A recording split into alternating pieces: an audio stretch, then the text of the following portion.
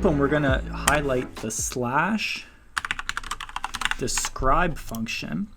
And in doing so, it brings up this little tab here. We're gonna go to our downloads and drop in this example, a raccoon, just for a good example. And as the bot thinks, it'll spit out what you would essentially type in order to get that raccoon image. So what you would have to give Midjourney for Midjourney to spit this out at you. A raccoon PNG icon, JPEG format in the style of a luminous shadowing paddlecore. Okay, you get the point. And so basically all you have to do is click on each one. It'll give you the remix option here. So for example, if you wanted to change the AR aspect ratio, let's say to 5:7, we can do that.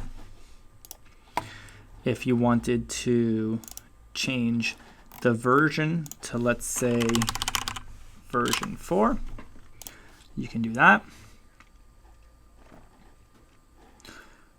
Or if you just wanted to, let's say, generate it as is, you can also do that. Perfect.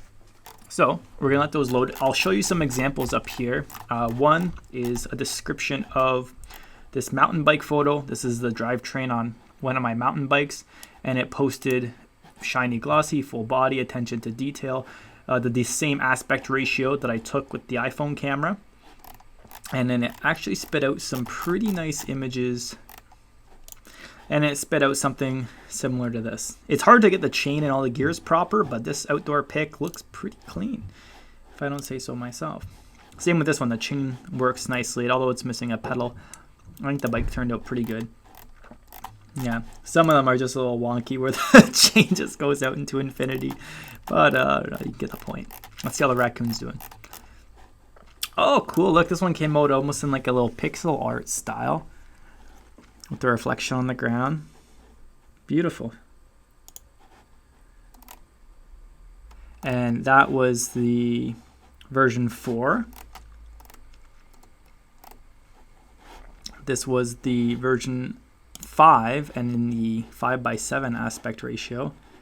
As you can see, that chunky little monster's in the pixel art form as well. Oh, this is beautiful. This is almost like your most photorealistic one, so it gives you a couple of different prompts to get where you're at. So yeah, this has been a quick little highlight video of how to use the slash describe function.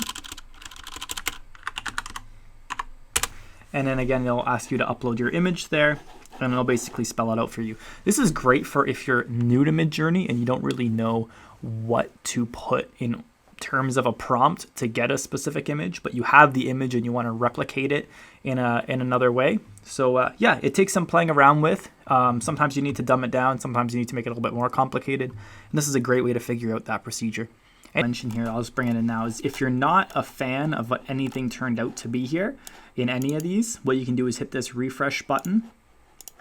And what it'll do is it'll spit out a whole list of the new prompts based on the image. So hopefully you can get a little bit closer to what you're going for.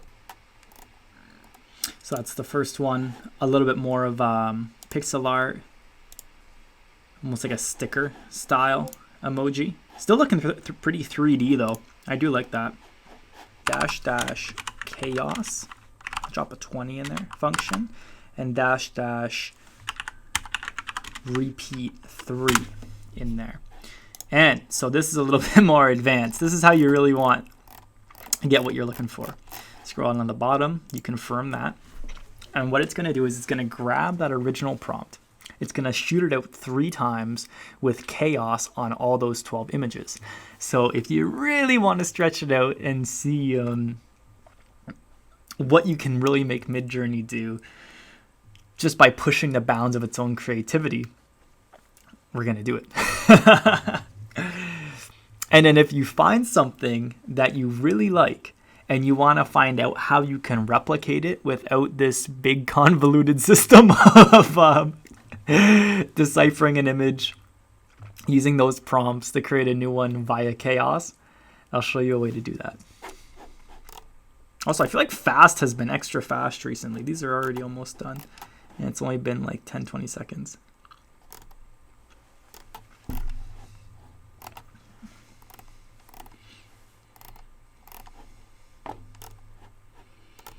Okay, so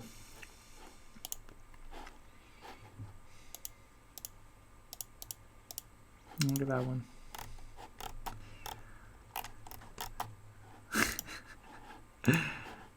He ain't no chonk. So I really like this one here. I think this one's super cute. So what I'm going to do is I'm going to copy the image, scroll back down to the bottom, slash describe, paste the image file in there, and boom. Oh, here we go. Cute raccoon in the drawing style of this person. I'm just going to submit that to see how it is. I'm going to submit this one with -- chaos 10. And I'm going to submit the third one here with -- chaos 36. Okay, sweet. So just by studying these, you can find out what Midjourney looks for in a prompt. Start out in almost all these. Cute raccoon, the raccoon, little raccoon, cute raccoon. Drawing, cartoon. Okay, so you say what kind of the art style is. Anime character art style, digital painting art style. They specify specific artists for inspiration. And then at the end here, you can put in your kind of like further off keywords.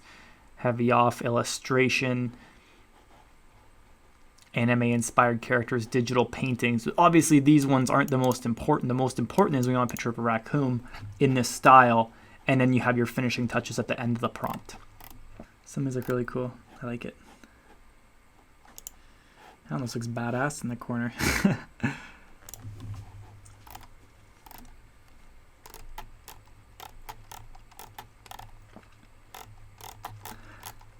And of course, you don't have to get too fancy with it. If you like any of these, you can always just drop variations. I have the remix setting on, so I can change it like real time, but you can always turn off the remix setting. Turn that off so that when you go to do the variation of it, it'll just do its thing. And that's how we get our little emoji. Perfect. With that vector style background, it'll be super easy for Photoshop, Photo P, or whatever you're using to cut out the background and keep what you want in the foreground. Oh, chonkster. That's perfect.